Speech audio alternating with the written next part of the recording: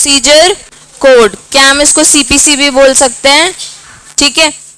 Light आ गई। जो हमारा सीपीसी है ये सिविल प्रोसीजर कोड, इसमें टोटल 158 सेक्शंस हैं जो कि क्या बताते हैं कि सीपीसी एक सब्सटैंटिव लॉ है। और इसमें कितने ऑर्डर्स हैं? 51 ऑर्डर्स है जो बताता है कि ये प्रोसीजरल लॉ है। तो सीपीसी हमें क्या बताता है? बेसिकली मेथड्स, प्रैक्टिसेस और प्रोसीजर्स फॉर सिविल लिटिगेशन, ठीक है। कल जो हमने पढ़ा था प्लेस ऑफ सुइंग, पहले हमने देखा था ये प्लेस ऑफ सुइंग से स्टार्ट किया था ना कल ये। तो तीन ऐसी कैटेगरीज है जहां पे जुरिस्डिक्शन कवर होता है। एक होता है ओरिजिनल, एक होता है एपिलेट और एक होता है क्रिमिनल एंड एपिलेट। तो क्या सब ऑर्डिनेट कोर्ट्स में हम अपील कर सकते हैं? डिस्ट्रिक्ट कोर्ट में कर सकते हैं। सब मतलब लोएस्ट ग्रेड कोर्ट्स में हम अपील कर सकते हैं क्या? तो आप अगर उनके पास अपील वाली एप्लीकेशन लेके जाओगे तो वो क्या बोलेंगे? हमारे पास इतनी पावर नहीं है कि हम आपकी अपील वाली एप्लीकेशन देख सके। तो हम उनको बोलेंगे कि तो सर हम कहाँ जाएं? तो बोलेंगे जिनके पास एपिलेट जुरिस्डिक्शन है। तो एपिलेट जुरिस्डिक्शन किसके पास है? डिस्ट्रिक्ट कोर्ट, जो उससे ऊपर होगा। डिस्ट्रिक्ट कोर्ट से ऊपर कौन सा है? High court. हाई कोर्ट से ऊपर कौन सा है? तो हम बोलेंगे कि उनके पास एपिलेट जुरिस्डिक्शन है, हमारे पास एपिलेट जुरिस्डिक्शन नहीं है। अब उनके पास क्या है? जो लोएस्ट ग्रेड है उनके पास ओरिजिनल जुरिस्डिक्शन है, मतलब आपकी फ्रेश एप्लीकेशन। आज मेरे साथ कोई कांड हुआ है, अब मेरे पास 3 साल है उसका सोल्यूशन ढूंढने के लिए, तो मैं किसके पास जाऊंगी? ओरिजिनल जुरिस्डिक्शन जिनके पास होगा, ठीक है। तो वो हमारे लोएस्ट कोर्ट, सब ऑर्डिनेट कोर्ट, कुछ केसेस में हमारे हाई कोर्ट और सुप्रीम कोर्ट के पास भी ओरिजिनल जुरिस्डिक्शन होता है। वो रिट्स होती हैं जो हम कॉन्स्टिट्यूशन में कवर करेंगे, ठीक है। तो वो रिट्स के लिए हम डायरेक्टली हाई कोर्ट और सुप्रीम कोर्ट में जा सकते हैं। तो फिर कुछ ऐसे कोर्ट्स हो गए जिनके पास हम ओरिजिनल और एपिलेट जुरिस्डिक्शन भी कवर करते हैं। तो वो कवर हो गए क्रिमिनल एंड एपिलेट, मतलब supreme court, high court, district court, इनके पास आप डायरेक्ट एप्लीकेशन भी लेके जाओ या फिर अपील वाली भी लेके जाओ, तो उनके पास उतना जुरिस्डिक्शन है, ठीक है। अब प्लेस ऑफ सुइंग देखा था हमने। प्लेस ऑफ सुइंग में बोला था कि हर सिविल मैटर उसके कॉम्पिटेंट कोर्ट में, जहां जहां लोएस्ट ग्रेड जो उसका कॉम्पिटेंट कोर्ट है वहां पे आप उसकी एप्लीकेशन फाइल करोगे। लेकिन अगर कोई प्रॉपर्टी रिलेटेड आपका सिविल सूट है तो वो हमेशा वहां पे फाइल होगा जहां पे वो प्रॉपर्टी सिचुएटेड है। तो जहां पे वो प्रॉपर्टी एग्जिस्ट करती है वहां उस एरिया में जो उसका कोर्ट होगा उसके पास उस प्रॉपर्टी का जुरिस्डिक्शन होगा। उसके बाद हमने कुछ सब्जेक्ट मैटर्स देखे थे प्रॉपर्टी को लेके। वाओ,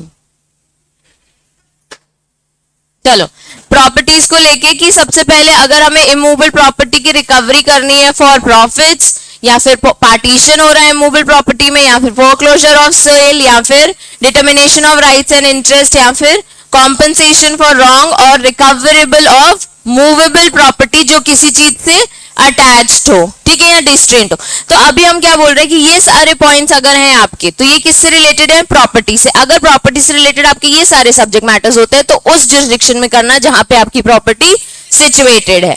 उसके बाद फिर हम देखते हैं कि जब हमारी movable property different different jurisdiction में कवर होती है तो फिर कोई भी जुरिस्डिक्शन में आप उसका केस फाइल कर सकते हो। फिर हमने देखा था कि local limits of the jurisdiction are uncertain है, तो कहीं पे भी सूट फाइल कर लो प्लस विद अ स्टेटमेंट। अगर मूवेबल प्रॉपर्टी के साथ कोई रॉन्ग हुआ है तो जहां पे डिफेंडेंट रिसाइड्स, प्रॉपर्टी सिचुएटेड या cause of action has arises, ठीक है। अदर सूट्स में ले लो तो अदर सूट्स में देखा था हमने एक से ज्यादा अगर डिफेंडेंट हो तो अब ये क्या होता है?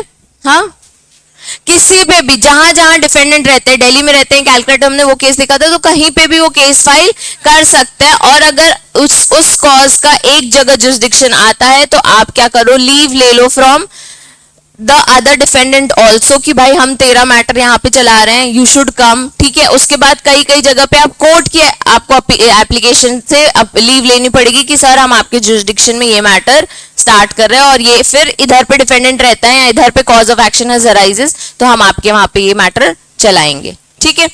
उसके बाद फिर हमने देखा था सेट ऑफ काउंटर क्लेम और इक्विटेबल सेट ऑफ। बच्चों सेट ऑफ क्या होता है? जहां पे प्लेंटिव एक्सटिंग्विश होता है, जहां पे प्लेंटिव का क्लेम एक्सटिंग्विश होता है, जहां पे प्लेंटिव के पास ज्यादा अमाउंट होता है डिफेंडेंट से, और फिर एक अमाउंट बच के सेट ऑफ होके प्लेंटिव को हम वो क्लेम दिला देते हैं। फिर हमने देखा है काउंटर क्लेम। काउंटर क्लेम में क्या होता है, डिफेंडेंट के पास राइट है और क्लेम है, उसके पास लार्जर अमाउंट है अगेंस्ट प्लेंटिव, तो वो आके एक क्लेम करता है अपने रिटन स्टेटमेंट में स्टेटिंग दैट कि मुझे सामने वाले के अगेंस्ट पैसे लेने हैं। अब वो बिफोर और आफ्टर फाइलिंग द सूट उसके पास वो राइट एग्जिस्ट करता है, वो एक्सपायर नहीं हुआ है। उसके बाद इक्विटेबल सेट ऑफ, वो एग्जाम्पल हो गया master servant driver, same transaction से कराए वो, और अनएसर्टेन अमाउंट, तो जो सेट ऑफ है उसमें एसर्टेन अमाउंट होता है। ठीक है, उसके बाद फिर हमने, अब हम यहां से स्टार्ट करें, टेम्पररी इंजंक्शन और इंटरलॉक्यूटरी ऑर्डर्स। हमने ये पहले भी डिस्कस किए दोनों पॉइंट्स। ठीक है, व्हाट इज टेम्पररी इंजंक्शन, हमने इंजंक्शन डिस्कस किया, नॉट टेम्पररी इंजंक्शन, और इंटरलॉक्यूटरी ऑर्डर्स हमने एक छोटा सा टॉपिक था तब डिस्कस किया था। तो व्हाट इज टेम्पररी इंजंक्शन, थोड़े टाइम के लिए स्टे लगा देना, और इंटरलॉक्यूटरी ऑर्डर्स, तुम्ही ने डाउट पूछा था क्या होता है ये,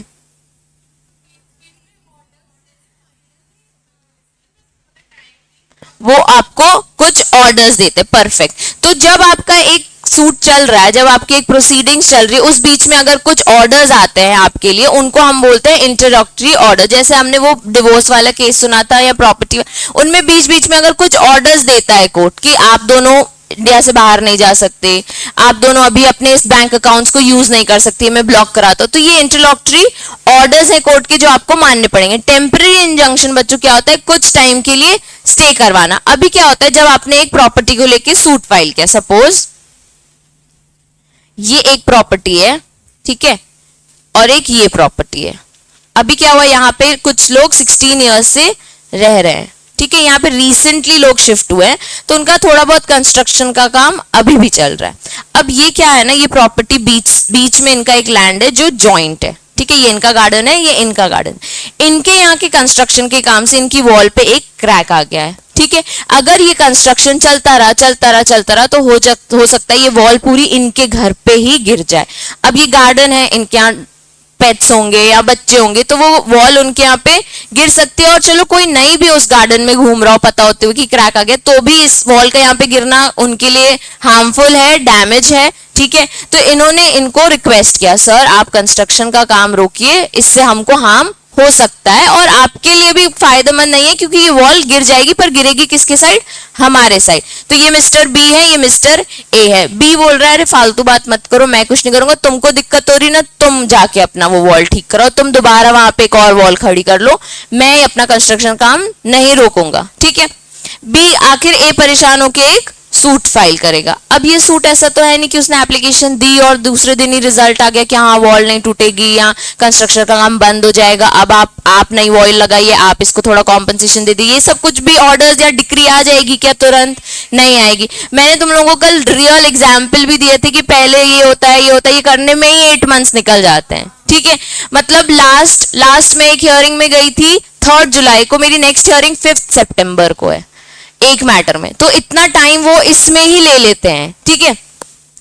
अब जब ये मैटर चालू हुआ है, तो वो सबसे पहले क्या रिक्वेस्ट करेगा, सर आप पहले ना सबसे पहले टेम्पररी इंजंक्शन लगाओ, इसके कंस्ट्रक्शन पे स्टे करो सबसे पहले, नहीं तो ये वॉल गिर जाएगी, ठीक है। अब ये टेम्पररी, ये परमानेंट इंजंक्शन नहीं है। अभी वो सुनेगा, हो सकता है कि ये जो क्रैक आया वो एक ही गलती की वजह से ही आया हो, ठीक है, हो सकता है। लेकिन अभी क्या इसके पास, हमारे पास क्या ए इसका कोई प्रूफ लेके गया होगा अपने अगेंस्ट, तो कोई भी बात नहीं करेगा।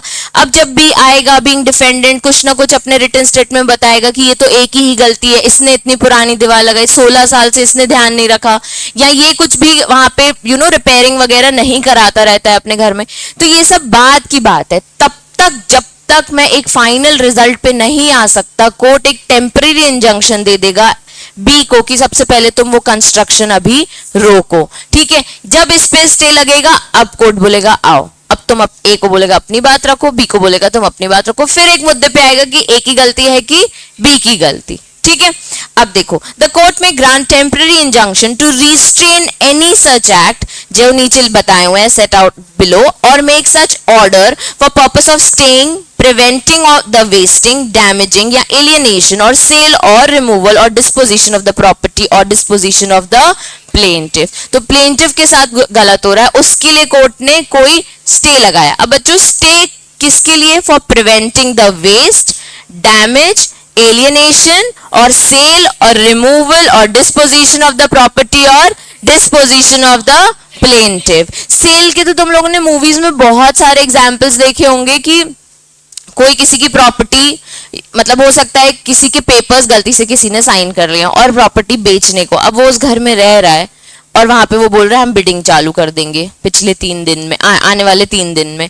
तो अब वो जो बंदा रह रहा है ना, उसके पास नया घर है, वो सड़क पे आ सकता है, तो वो कोर्ट को रिक्वेस्ट कर सकता है, सर जब तक ये फाइनल नहीं आ जाता कि आखिर वो प्रॉपर्टी मेरे नाम पे है कि मेरे भाई के नाम पे, आप स्टे लगा दो इस बिडिंग पे, इस सेल पे स्टे लगा दो, फिर हम डिसाइड कर लेंगे प्रॉपर्टी किसकी है और फिर आप बेच देना, ठीक है। तो टेम्पररी इंजंक्शन उस सेल पे लग जाएगी ताकि वो उस घर में उस टाइम तक रह सके जब तक वो प्रूफ ना कर दे कि वो प्रॉपर्टी का ओनर है। तो हम सेल को भी रुकवा सकते हैं। तो basically damaging, wasting, alienation, sale, removal, disposition of the property और डिस्पोजिशन ऑफ द प्लेंटिफ, ठीक है। इन सब पे हम क्या लगा रहे हैं बच्चों? स्टे। ये क्या है? Temporary injunction. ये एक ऑर्डर से आया है, ठीक है, ये एक प्रोसीजर है कि कैसे वो एक इंजंक्शन लगाएंगे। तो ये एक ऑर्डर नंबर 39 से आया है, ठीक है। और otherwise causing injury to the plaintiff in relation to any property in dispute in suit which is proved by affidavit or otherwise। अब plaintiff जब ये प्रूव कर देगा कि सर उसके कंस्ट्रक्शन के काम से, मतलब उधर पे कंस्ट्रक्शन चल रहा है तो उससे मेरी वॉल पे क्रैक आ रहा है थ्रू एन एफिडेविट, तब हम बोल देंगे कि हाँ इसको कहीं ना कहीं इंजरी हो सकती है, तो हम क्या लगा दें? एक टेम्पररी इंजंक्शन। अब वो जो सेट आउट बिलो था, that any property in dispute in a suit is danger of being wasted, damaged, alienated or any property to suit or wrongful sold in execution of a decree। जो ऊपर points explain किए उन्होंने कि किस चीज के लिए स्टे लगा रहे हैं, उन्होंने लिखा हुआ था कि द कोर्ट में grant temporary injunction to restrict any such act. कौन से एक्ट? ए ये, बी ये और सी ये। तो ए में क्या बोल रहे हैं कि किसी प्रॉपर्टी में कोई डिस्प्यूट है, वो डेंजर है, वो इंजरी ला सकती है, डैमेज ला सकती है, वेस्ट ला सकती है, किसी का सेल से किसी को नुकसान हो सकता है, तो हम क्या ग्रांट कर रहे हैं? Temporary injunction. The defendant threatens or intends to remove or dispose of his property with a view to defrauding his creditors. अब क्रेडिटर्स क्यों लिखा है? क्रेडिटर्स से आप पैसे लेते हो तभी वो क्रेडिटर्स है, ठीक है। मैंने तुम लोगों तुम सबसे मैंने पैसे लिए हुए हैं कुछ, ठीक है, 10,000 20,000, तुम लोग सब मेरे क्या हो? क्रेडिटर्स हो, ठीक है। इसके बदले मैंने तुमको क्या बोला कि मेरा घर के पेपर्स में तुमको देती हूँ, मैं तुमको लौटा दूंगी, ठीक है। अब तुम्हारे पास क्या होप है कि मैम पैसे दे ना दे, लेकिन उनका घर से हम पैसे निकलवा सकते कि हम वो घर बेच देंगे तो हम सबको अपना अपना अमाउंट मिल जाएगा। अब मैं तुम लोगों को थ्रेटन कर रही हूँ, डिफ्रॉड कर रही हूँ कि मैं अपना घर तो बेच रही हूँ या मैं अपना घर पूरा तोड़ रही हूँ, मैं वो लैंड किसी के और के नाम कर रही हूँ, तो तुम्हें कहीं ना कहीं डर रहेगा कि अब हमारे पैसे आएंगे कहाँ से।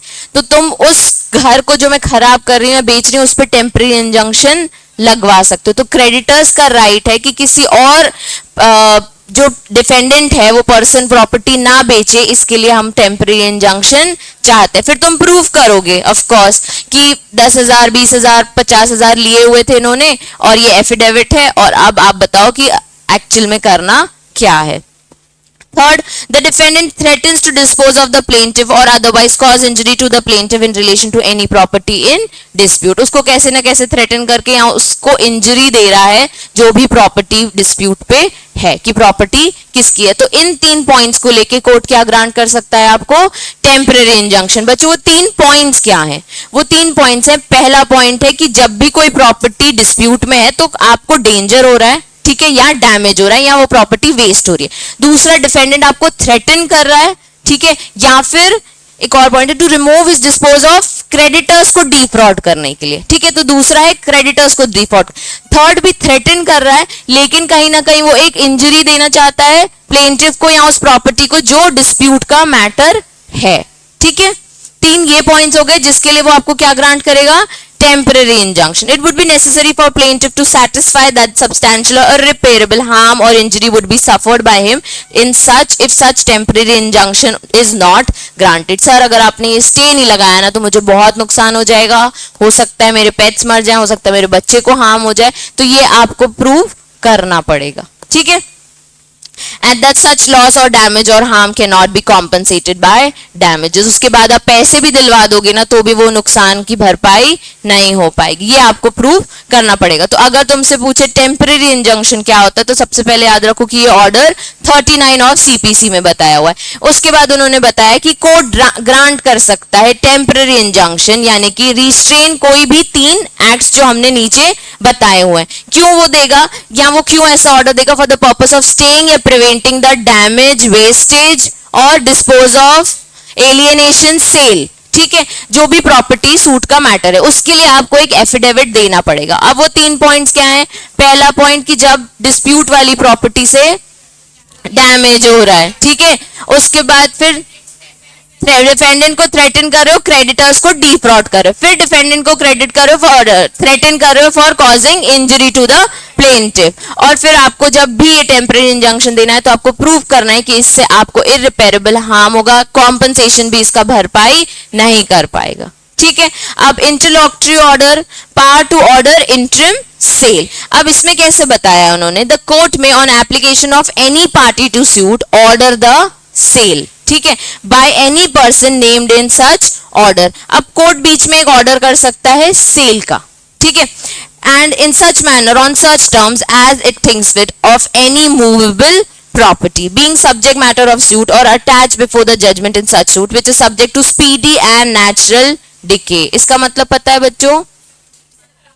जो जल्दी खराब हो. अगर वेजिटेबल्स को लेके कोई मैटर है कि ये अब टमाटर इतने महंगे हो गए, कोई बोल रहा है ये मेरा ठेला है, ये मेरा ठेला है.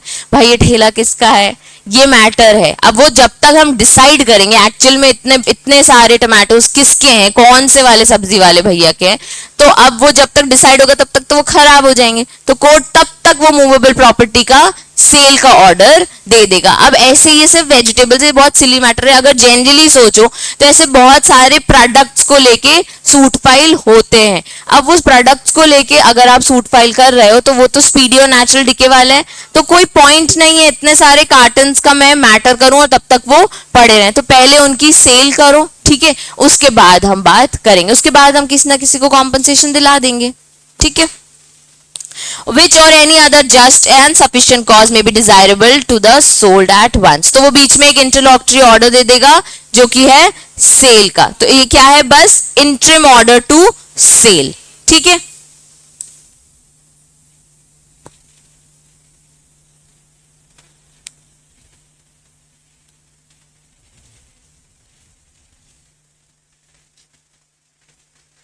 चलो, तुम लोगों की बुक में ये है detention, preservation, inspection of the subject matter.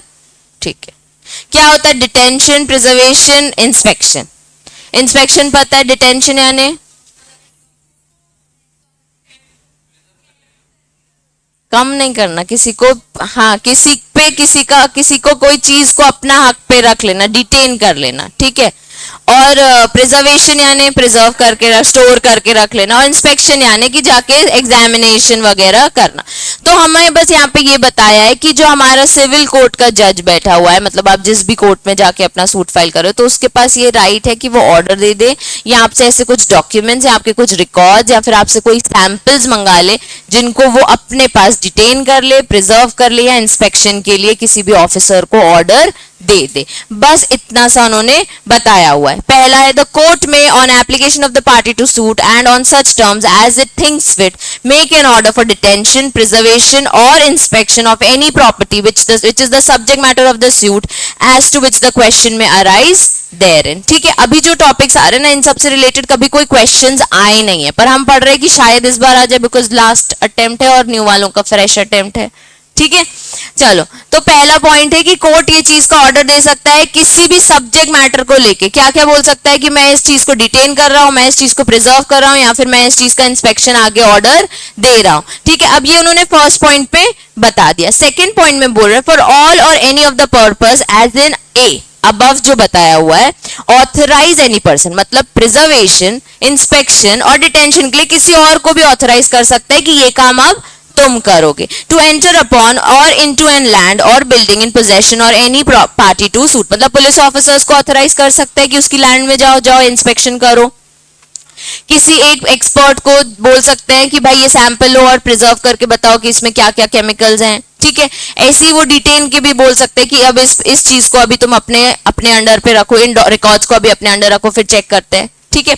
Second, for all और any purposes as in above a, जो मतलब फर्स्ट बताया था, prevention detention of any subject matter, authorise any sample to be taken or any observation to be made to experiment to be tried which may seem necessary or expedient for the purpose of obtaining full information. और अब कोई cream को लेके अगर issue है तो जज अपने ऊपर लगा के तो नहीं करेगा ना, वो किसी ना किसी पर्सन को बोलेंगे कि ये तुम जाओ, लगाओ, चेक करो, बताओ कि कितना हार्मफुल है। किसी ऐसी चीज पे चेक करो जिससे हमें पता चल सके कि ये स्किन जैसा सब्जेक्ट मैटर है तो ये कितना हार्म हो सकता है। तो उसके लिए वो किसी को भी ऑर्डर दे सकता है कि सैंपल लो, ऑब्जर्व करो, एक्सपेरिमेंट करो, जिसके लिए वो उसको ऑर्डर क्या देगा, प्रिवेंशन, डिटेंशन या इंस्पेक्शन, जो फर्स्ट पॉइंट पे मेंशन्ड है। Application for such order to be after notice, मतलब कि application by plaintiff for an order under rule and 6 and 7 जो ऊपर बताया, ये rule 6 and 7 may be made at the time after the institution of suit. मतलब obviously ये जब application आई फिर बीच में उसको कहीं लगा कि अब मुझे इसका एक्सपेरिमेंट कराना है, अब मुझे इसे डिटेन कराना है, अब मुझे इसका इंस्पेक्शन कराना है, ये रिकॉर्ड मुझे प्रिजर्व कराना है, तो मैं ये order after the suit has been started तब दे सकता हूं। An application by the defendant or such order may be made any time after the appearance। अब अगर डिफेंडेंट को अपने पार्ट पे कुछ बोलना है तो जैसे ही वो अपीयर होगा वो बोल देगा सर पहले आप ये रिकॉर्ड्स तो चेक करिए, सर आप ये पहले सैंपल चेक करिए। ऐसी प्लेंटिफ जैसी एप्लीकेशन दे देगा उसके बाद बोल सकता है कि भाई ये वाला मैं को आपको नोटिस कराना है कि ये वाला रिकॉर्ड्स में कुछ दिक्कत है, ये वाले सैंपल में कुछ दिक्कत है, तो उसके बाद ही कोर्ट ये ऑर्डर करेगा। Before making an order under these rules on an application made for the purpose, the court shall accept where it appears that the object of making such order would be defeated by the delay, direct the notice thereon given to the opposite party। कई बार court बिना सोचे समझे भी मतलब बिना सोचे समझे ज्यादा तहकीकात करते हुए भी एक ऑर्डर दे देगा फॉर प्रिजर्वेशन, डिटेंशन और इंस्पेक्शन, जब उसे लगता है कि हाँ ये चीज अभी बहुत जरूरी है, इसमें मैं डिले नहीं कर सकता, ठीक है। अब एक्सेप्ट वर्ड देखो कैसे लिखा है, for before making an order under rule 6 और 7 application made for the purpose, मतलब ऊपर वाला ऑर्डर देने से पहले कोर्ट शैल एक्सेप्ट, ठीक है, वेयर इट अपीयर्स, मतलब ये देने से पहले except where it appears that the object of making such order, पहले वो देख लेगा, would be defeated by the delay. तो मैं जो दे रहा हूं मेरा ऑब्जेक्ट क्या है कि फटाफट ये वाला सूट फाइल हो जाए, एप्लीकेशन में एक्सेप्ट करूं, उसके बाद फटाफट मैं इसका जजमेंट दूं। अब वो जजमेंट देने के लिए मुझे अगर कोई प्रिजर्वेशन, इंस्पेक्शन या डिटेंशन कराना है तो मैं ये मैटर जल्दी से जल्दी रिजॉल्व करूं, एक्सेप्ट प्रोवाइडेड इन रूल 6 और ये मैं इनमें डिले नहीं करूंगा, ठीक है। उसके बाद फिर direct the notice therein given to the opposite party. अब तुरंत जब प्रिजर्वेशन और ये सब होगा, इसमें जैसे उन्होंने किसी को टाइम दिया कि ये जाके किसी और को ऑथराइज किया कि जाके इंस्पेक्शन करो, इस चीज का वो ऑपोजिट पार्टी को नोटिस भी दे देंगे, ठीक है। तो बिफोर मेकिंग एन ऑर्डर आपको क्या करना है, ऑपोजिट पार्टी को एक नोटिस देना है कि आपके अगेंस्ट प्रिवेंशन, डिटेंशन हो सकता है। लेकिन अगर वो किसी पर्सन को ऑथराइज कर, लेकिन अगर वो किसी ऐसे सब्जेक्ट मैटर को है जिसमें उनको प्रिजर्वेशन, इंस्पेक्शन और ये सब करना है, तो उसके लिए वो बिना सोचे समझे भी कर सकते हैं, ये सोच के कि इसमें डिले करने से प्रॉब्लम हो सकती है, ठीक है। वो एक स्टेटमेंट उन्होंने एक प्रोविजन एक्सप्लेन करने के लिए सिविल प्रोसीजर कोर्ट में डाल दिया है। अब deposit of the money in the court, तुम लोगों को ये पता है कई बार हमें कुछ पैसा जमा करना पड़ता है कोर्ट में, कब करना पड़ता है, कोर्ट फीस तो इज द प्रॉपर जमा होती है, कोर्ट फीस तो पे होती है, जमा नहीं होती है। आपको पैसे वापस मिलते हैं, कोर्ट फीस वापस नहीं मिलती।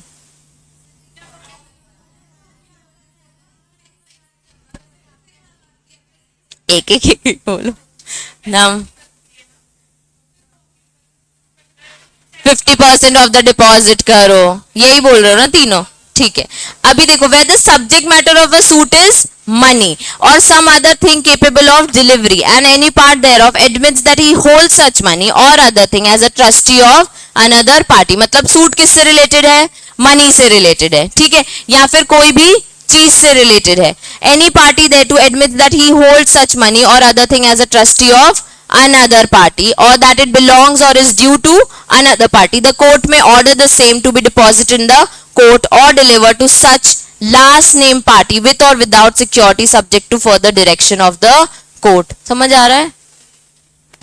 इसमें बोल रहे हैं कि अगर आपका, पहले तो उन्होंने बता दिया सूट किससे रिलेटेड है बच्चों, मनी से रिलेटेड है, ठीक है। उसके बाद हो सकता है कि वो किसी और को भी आपने एज अ ट्रस्टी रखने को दिया हो वो पैसा, तो अगर वो बिलोंग करता है और ड्यू है अभी भी अनदर पार्टी से, ठीक है, the court may order the same to be deposit in the court or delivered the such last name party with or without security subject matter. मतलब मैंने केस फाइल किया है और मैं बोल रही हूँ मेरे पास इतने पैसे थे, लेकिन ये अभी इसके पास है, जो कल जैसे हुआ, दिशा को मैंने मानसी को मैंने इतने पैसे रखने को दिए थे, तो उसका कुछ अमाउंट बोलेंगे पहले तुम डिपॉजिट करो, ठीक है, पहले तुम वो अमाउंट डिपॉजिट करो फिर हम बात करेंगे, ठीक है। In any suit for restraining the defendant from committing a breach of contract or other injury of any kind where the compensation is claimed on, the plaintiff may at any time after the commencement of suit, either before or after judgment, apply the court for temporary injunction to restrain the defendant from committing the breach of court or injury। इस पूरे paragraph में बोल रहे हैं कि अगर आपके साथ किसी का कॉन्ट्रैक्ट हुआ है तो आप कोर्ट में जाके बोल रहे हो, तो आप कोर्ट में जब जाके बोल रहे हो कि मेरा इसके साथ कॉन्ट्रैक्ट है, मुझे इंजरी हो सकती है, तो आप अप्लाई कर सकते हो फॉर टेम्पररी इंजंक्शन, ठीक है।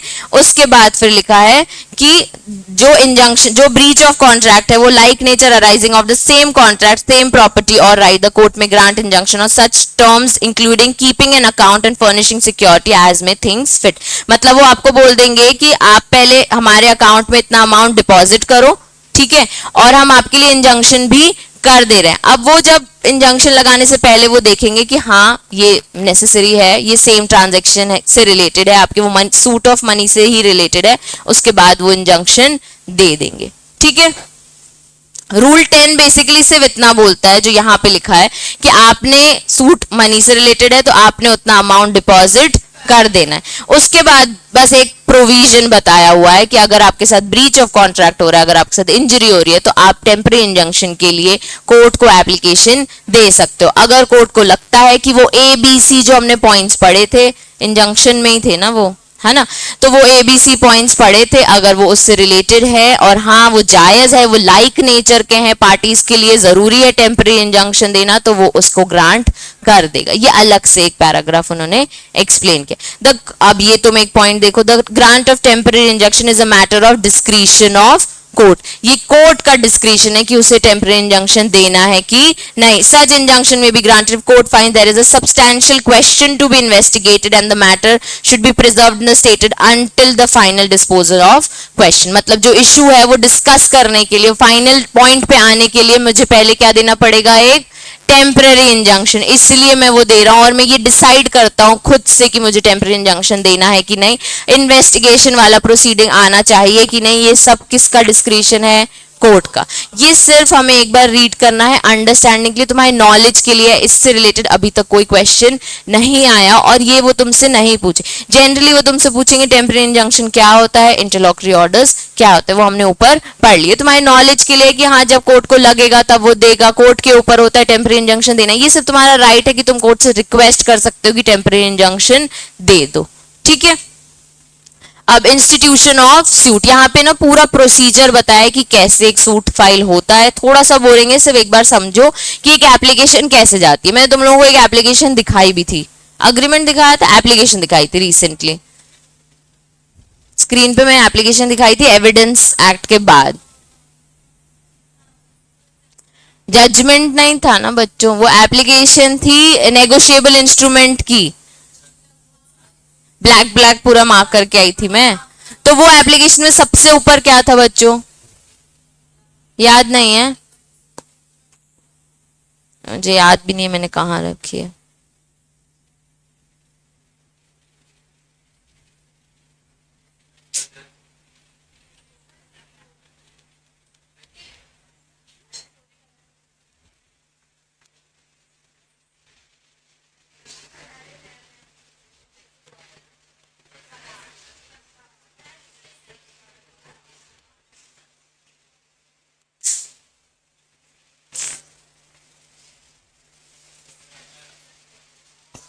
ऐसे तो नहीं मिलेगी।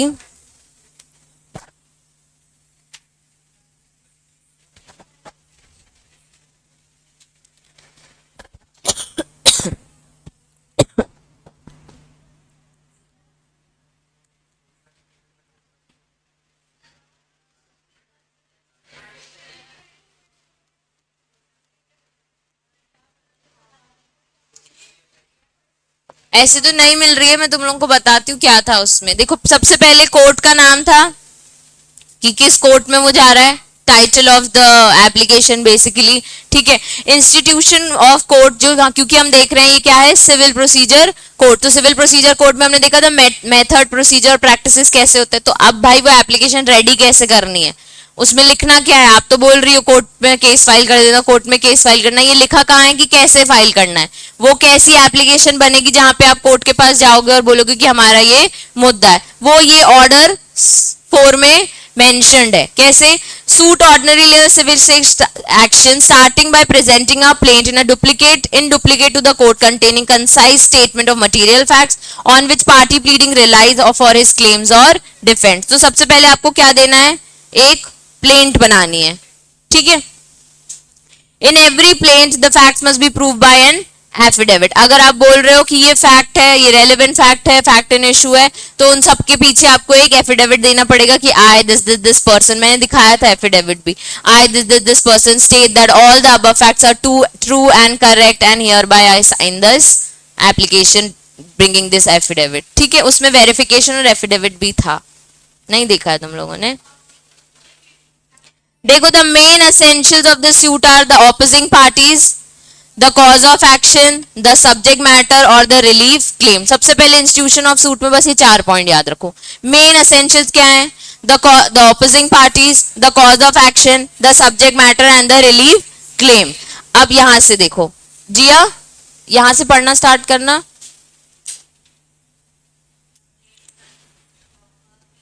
हेडिंग एंड, ठीक है, फुल स्टॉप पे रुकना, ठीक है। सबसे पहले क्या आ गया, heading and title, the body of plaint and relief claim. सबसे पहले क्या दे दिया हमने, हेडिंग एंड टाइटल, तो वो बॉडी ऑफ क्लेम की भाई हमको क्या रिलीफ चाहिए। फिर आगे क्या लिखा है,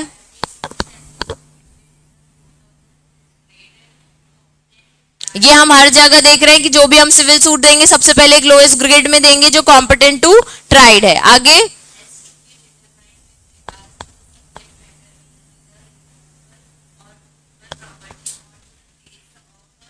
अबोर्ड, अबोर्ड यानी जहां पे हम रहते हैं, ठीक है।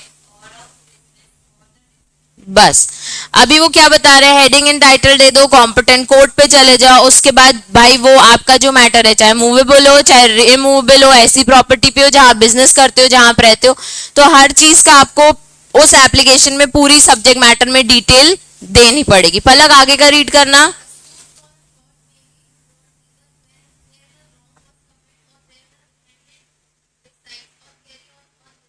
अब क्या लिखा है इसमें कि अब टॉट पढ़ा है अपन ने, तो भाई टॉट की एप्लीकेशन लानी है तो फिर बता दो उसमें कि भाई रॉन्ग कमिट हुआ है डिफेंडेंट के अगेंस्ट, तो जहां पे वो रहता है या फिर जहां कॉज ऑफ एक्शन हुआ है वहां पे आप सूट फाइल कर दो। आगे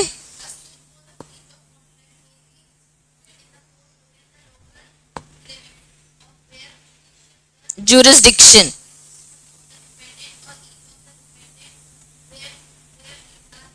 more than one, commencement,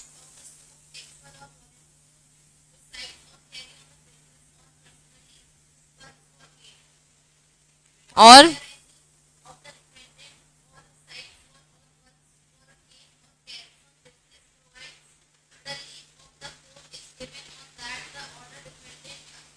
अक्वेंस इन सच सिचुएशन। अक्वेंस यानी वो कंसेंट देते हैं। देखो मैंने तुम लोगों को अभी बताया था कि अब जब एक से ज्यादा डिफेंडेंट होते हैं अपने, ठीक है, जब एक से ज्यादा डिफेंडेंट होते हैं तो ऑफ कोर्स हमें क्या करना है, कोई भी जहां पे डिफेंडेंट रहते हैं कोई भी प्लेस में आप सूट फाइल कर लो। पर अगर डिफेंडेंट बोल रहा है हम नहीं आ रहा है, हम नहीं आ रहा है, ऐसे नाटक कर, तो कोर्ट बोलेगा तुम उससे यहाँ पे सूट फाइल करने से मतलब वो खुद पहले एक लीव और एप्लीकेशन दे देगा कि ये अग्री करता है कि यहाँ पे मैटर चालू कर दो। अब जैसे दिल्ली और कैलकाटा वाला था, कैलकाटा बोले मैं नहीं आऊंगा बीइंग डिफेंडेंट, ठीक है, तो जो प्लेंटिफ है वो उससे एक सिचुएशन, उस सिचुएशन में एक लीव ले लेगा कि तुम परमिशन दे दो, मैं सूट फाइल कर रहा हूं, तो तुम्हारा इसमें साइन कर दो कि तुम्हारे अगेंस्ट में यहाँ पे मैटर चला लो। जब डिफेंडेंट अग्री कर लेता है कि वो भी फाइट करेगा, पर वो उस सिटी में आने से मना कर रहा है, तो आप पहले उससे कंसेंट लेके आ जाओ कि आप उसके अगेंस्ट पे, वो कैलकाटा में रहता है पर आप दिल्ली में मैटर स्टार्ट कर रहे हो, तो फिर हम आपको अलाउ कर देंगे। तो हम ये सब एक सिविल प्रोसीजर कोड में, अब इसको प्रैक्टिकली जब देखो तो नहीं आ रहा, तो नहीं आ रहा, एक्स पार्टे ऑर्डर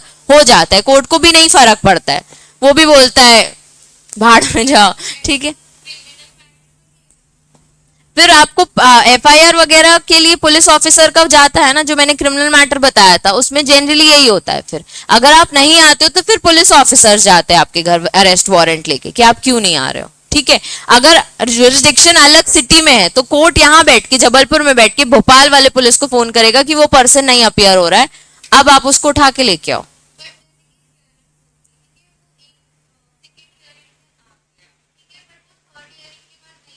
तो एक्स पार्टे ऑर्डर दे देगा, totally discretion of the court है। प्रोसीजर बस बता रहा है कि आपको ऐसे ऐसे तरीके से इस जुरिस्डिक्शन में कोर्ट सूट फाइल करना है कोर्ट को।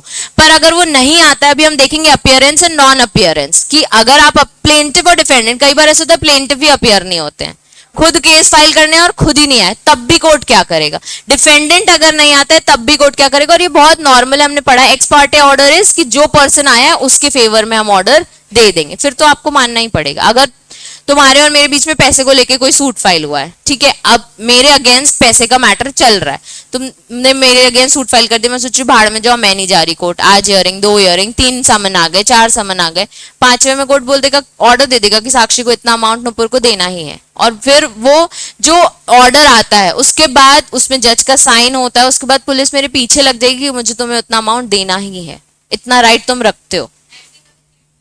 क्रिमिनल में पुलिस चली जाती है उसके घर। हाँ, उसमें भी है कि कब, वो कुछ एक्सेप्शनल केसेस हैं, अभी आएगा जब अपियरेंस और नॉन अपियर, अपील भी जब हम पढ़ेंगे ना, अपील रिवीजन रिव्यू, तब आएगा कि कुछ कौन से केसेस में आप एक्स पार्टे में भी अपील कर सकते हो, ठीक है। हाँ, सब नहीं, वो 4 मैटर्स है, अगर वो बात होती है तो आप अपील कर सकते हो, ठीक है।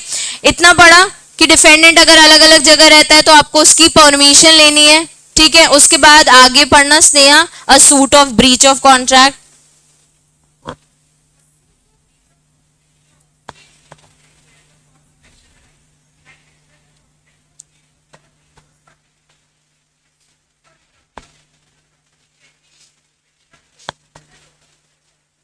where the property is situated, ठीक है। अब हमने पढ़ा है कि प्रॉपर्टी रिलेटेड है तो सूट वहीं फाइल होना है, तो उन्होंने वही चीज दोबारा एक्सप्लेन की है ना पैराग्राफ फॉर्म। फिर लिखा है claim for recovery of any immovable property could be for, अब बोल रहे हैं कि अगर आपने इमूवेबल प्रॉपर्टी नहीं चाहिए पर उससे कुछ ना कुछ पैसा चाहिए, ऑफ कोर्स एक रेंट हो गया, एक ये मेन से प्रॉफिट चाहिए, पता है क्या होता है,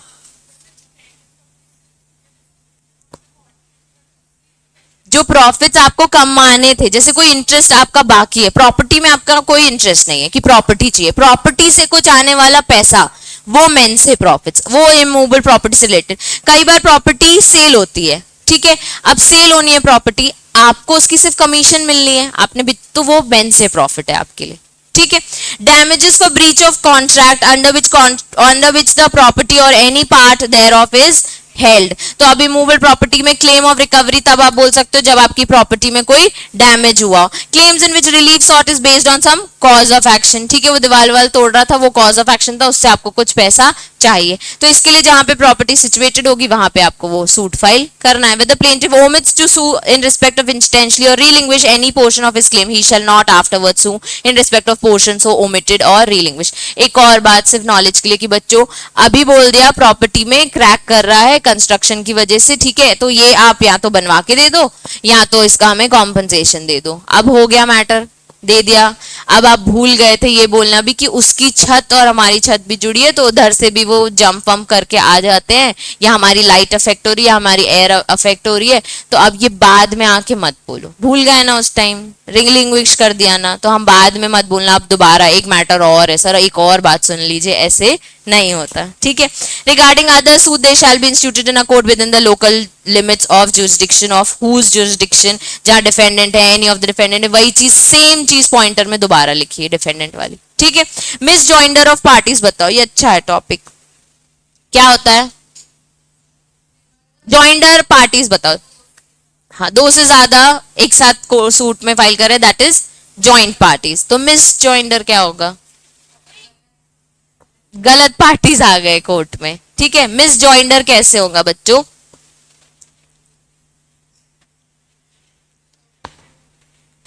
जैसे कि अंशिका है, ठीक है, अंशिका है, अंशिका के साथ कुछ गलत हुआ था। कैसा गलत? टू व्हीलर से आ रही थी, ठोक दिया, ठीक है। अभी क्या हुआ, साथ में और भी दिशा भी आ रही थी, साथ में राशि भी आ रही थी।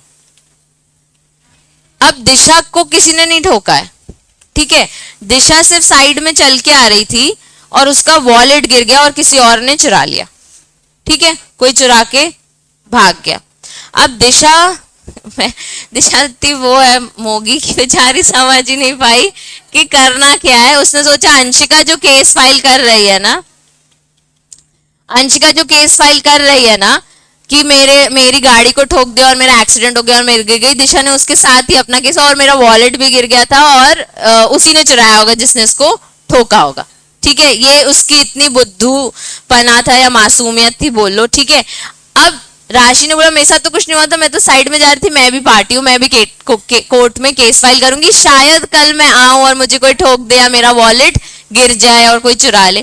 तो ये लोग क्या है, सेम ट्रांजेक्शन है क्या? नहीं। क्या ये वो लोग सेम सब्जेक्ट मैटर से रिलेटेड है क्या? नहीं। क्या सेम कॉज ऑफ एक्शन है क्या? नहीं। तो ये जो पार्टीज है ना, ये जॉइंटली आके केस फाइल नहीं कर सकते। अब एक एप्लीकेशन में दोनों तीनों बातें लिख दी, ठीक है। कोर्ट बोलेगा बेटा तुम अलग एप्लीकेशन, तुम अलग एप्लीकेशन, तुम अलग एप्लीकेशन, ठीक है। अपनी अपनी सिक्योरिटी के लिए अपना अपना वो एक साथ मैटर लेके मत आओ। ऐसी एक और है miss joinder cause of action. पहले एग्जाम्पल देखते तुम लोगों को इजीली समझ आ जाएगा, ठीक है। Miss joinder of cause of action मतलब कि कॉज ऑफ एक्शन कुछ और था और आपने एक साथ उसको बना दिया। There is a property dispute between X and Y over piece of land within the possession of Y, ठीक है। अभी प्रॉपर्टी किसके पास है? वाई के पास। डिस्प्यूट किसके बीच में है? X and Y. X filed a suit against Y and also made Z, a reputed businessman, the brother of Y, as the party to suit. ठीक है। क्या Z का कोई लेना देना है इससे? वो एक रेपुटेटेड बिजनेसमैन है, जस्ट उसका भाई है। प्रॉपर्टी किसकी थी? Y की, ठीक है। तो तुमसे Y के पास जाओ ना, ठीक है। तो this is the misjoinder of parties. अब जो एप्लीकेशन दिशा लेके आई थी, दिशा एक कॉज ऑफ एक्शन का लेके आई थी कि मेरे साथ ये हुआ और इस पर्सन ने किया, उसने वो गाड़ी नंबर वगैरह देख लिया, सॉरी अंशिका लेके आई थी एप्लीकेशन और उसने वो गाड़ी नंबर वगैरह देख लिया था कि मेरे साथ ऐसा एक्सीडेंट हुआ। क्या उसमें दिशा का जिसने वॉलेट चुराया था वो भी इन्वॉल्व था क्या? नहीं था। दैट इज अलग cause of action and that person is also an another party. तो आप अलग जाके केस फाइल करो, ठीक है। दूसरा देखो, X filed a suit against Y not for the property in the issue but reference to a party that was never in possession of Y. कभी उसके पोजेशन में वो थी नहीं, आपने उसके अगेंस्ट जाके एक मैटर फाइल कर दिया कि इसकी प्रॉपर्टी, इससे मुझे प्रॉब्लम है। This is a misjoinder of cause of action. जब आप रॉन्ग पार्टीज को इन्वॉल्व करते जाओगे तो मिसजॉइंडर ऑफ पार्टीज। जब आप रॉन्ग कॉज ऑफ एक्शन लेके जाओगे, जिस पर्सन के पास उसका पोजेशन ही नहीं, भैया तुम किसके नाम पे केस फाइल कर रहे हो, मेरे पास इस चीज का पोजेशन नहीं है, तो ये क्या हो गया? मिसजॉइंडर ऑफ कॉज ऑफ एक्शन। अब जब पढ़ोगे where more than one person joined in one suit as plaintiffs or defendant in whom or against any right to relief does not arise, against whom separate suits are brought, no common question of law or fact would arise. It is a misjoinder of parties. क्या क्या बोल दिया? सबसे पहले एक से ज्यादा plaintiff या एक से ज्यादा डिफेंडेंट, इसमें कोई कॉमन लॉ ऑफ क्वेश्चन नहीं है, कॉमन फैक्ट्स भी नहीं है, इसमें कोई भी जो रिलीफ है ऐसा नहीं है कि एक रिलीफ से दोनों का मैटर सॉल्व हो जाएगा, दोनों को रिलीफ अलग अलग ही चाहिए। तो इसको हम क्या बोलते हैं? मिसजॉइंडर ऑफ पार्टीज, ठीक है। कॉज ऑफ एक्शन है। To avoid such misjoinder two factors are essential. सबसे पहले the right to relief must arise out of the same act or transaction brought in by the plaintiffs as or against defendant. There is a common question of law or fact. To avoid misjoinder है, ठीक है, ध्यान देना। To avoid misjoinder पढ़ा मैंने, ठीक है। मिसजॉइंडर avoid करने के लिए आपके पास कॉमन क्वेश्चन ऑफ लॉ होना चाहिए और सेम रिलीफ भी होनी चाहिए। वो मार्क कर लो, फिर बोलोगे क्या लिखा था मैम, समझ नहीं आया। ठीक है, ढूंढ रही थी ना दिशा कहाँ लिखा है, कहाँ लिखा है। The court does not require that all the question of law or fact should be common to all parties. It is sufficient that if one common question है तो भी। ठीक है, कॉज ऑफ एक्शन बच्चों हमने पढ़ा है, क्या होता है, सबसे पहले ही पढ़ा था। क्या है cause of action?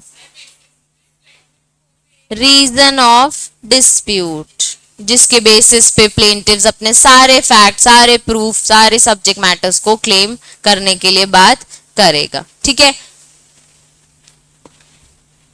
misjoinder of cause of action. If plaintiffs are jointly interested in all the cause of action, there is a misjoinder of cause of action. All objections regarding misjoinder of parties or cause of action should be taken at the first hearing of the suit before settlement of causes unless the ground or of ये subsequently अगर वो change हो जाए तो, मतलब पहले ही देख लेना कि भैया दो अलग अलग पार्टीज अलग अलग मैटर को लेके आ गई हैं, अलग अलग कॉज ऑफ एक्शन है, तो ये हम एक्सेप्ट नहीं करेंगे।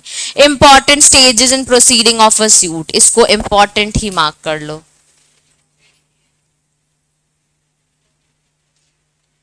ठीक है, सबसे पहले क्या है बच्चों, प्रेजेंटेशन ऑफ प्लेंट, हमें पता है सबसे पहले क्या देना है, प्लेंट देना है। उसके बाद सर्विस ऑफ समन, उसके बाद हमने बताया था कि सब सामने वाले डिफेंडेंट को हर बार क्या जाएगा, समन जाएगा। फिर filing of written statement, set off और काउंटर क्लेम, ये कौन लेके आएगा, डिफेंडेंट लेके आएगा अपने साइड से, फिर रिटन स्टेटमेंट्स लेके आएगा, सेट ऑफ के लिए बोलेगा या फिर काउंटर क्लेम का। अपीयरेंस ऑफ पार्टीज, अभी हम आगे पढ़ेंगे कि ऑर्डर 9 में उन्होंने बताया हुआ है कि party should appear on the day fixed by the summon, जो मैंने नोटिस भेजा है आपको उस दिन पे आप अपीयर हो। उसके बाद एग्जामिनेशन ऑफ पार्टीज, फिर ऑर्डर 10 में वो कोर्ट एग्जामिन करेगा पार्टीज को और उनके डॉक्यूमेंट्स को। ठीक है, मतलब वो हमने पढ़ा है ना, ऑर्डर नहीं पढ़े तुम लोगों ने सिविल कोर्ट के, एग्जामिनेशन ऑफ विटनेस, आके अपनी बात करो एग्जामिनेशन। अभी हम पढ़ेंगे ऑर्डर्स ऑफ सिविल कोर्ट, जो 4-5 summoning and examination on oath, वो है लास्ट में, वो पूरे सिविल प्रोसीजर में से वो याद हो गया है ना तुम लोगों को सब। फिर फ्रेमिंग ऑफ इश्यूज, फिर कोर्ट डिसाइड करेगा कि what exactly issues are to be resolve, फिर हियरिंग होती रहेंगी, फिर जजमेंट आ जाएगा। तो कितनी हो गई, 8 स्टेजेस। सबसे पहले क्या, प्रेजेंटेशन ऑफ प्लेंट, उसके बाद क्या, सर्विस ऑफ समन, उसके बाद क्या, फाइलिंग ऑफ रिटन स्टेटमेंट, उसके बाद क्या, अपीयरेंस ऑफ पार्टीज, उसके बाद क्या, एग्जामिनेशन ऑफ पार्टीज, उसके बाद क्या, फ्रेमिंग ऑफ इश्यूज, फिर हियरिंग्स और फिर जज। इजी, ये लिख लोगे ना कोई भी बच्चा लिख लो। फ्रेमिंग ऑफ इश्यूज, अब फ्रेम, जैसे तुमने तो एप्लीकेशन लिख दी, अब मैं बताऊंगी ना फ्रेम होंगे ना कि क्या क्या क्या क्या इश्यूज है। जब तुम लेके आए थे डिवोर्स करना है, उसके बाद इश्यूज आए ना कि और क्या क्या है, जॉइंट अकाउंट्स हैं। चलो अब delivery of summon by courts, बच्चों ये सब हमको एक बार रीड करना है, पर मैं बता देती हूँ किसमें क्या लिखा है, मार्क करो पहले। Delivery of summon by the court, defence, appearance में बढ़ा दूंगी, फिर डिस्कवरी,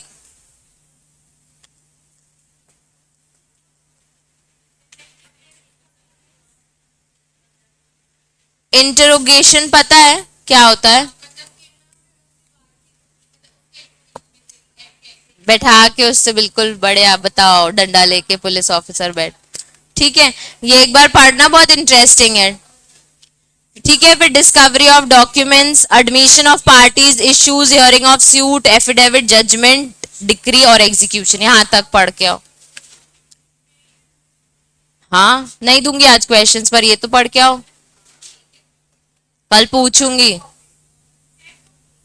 बस अभी इन, हाँ नहीं, कल छुट्टी नहीं है, नहीं नहीं, हाँ ऑल क्लासेस।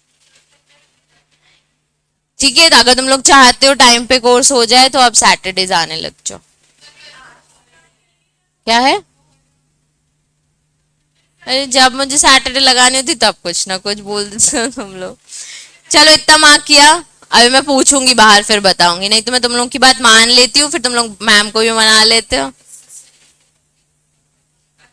हाँ, हम वही बोल रहे हैं कि मैं भी डिस्कस करके बता दूं। हम तो जबलपुर में रहे ही नहीं है। मैं यहाँ थोड़ी पैदा हुई हूँ, मैं तो पुणे में ही पैदा हुई हूँ।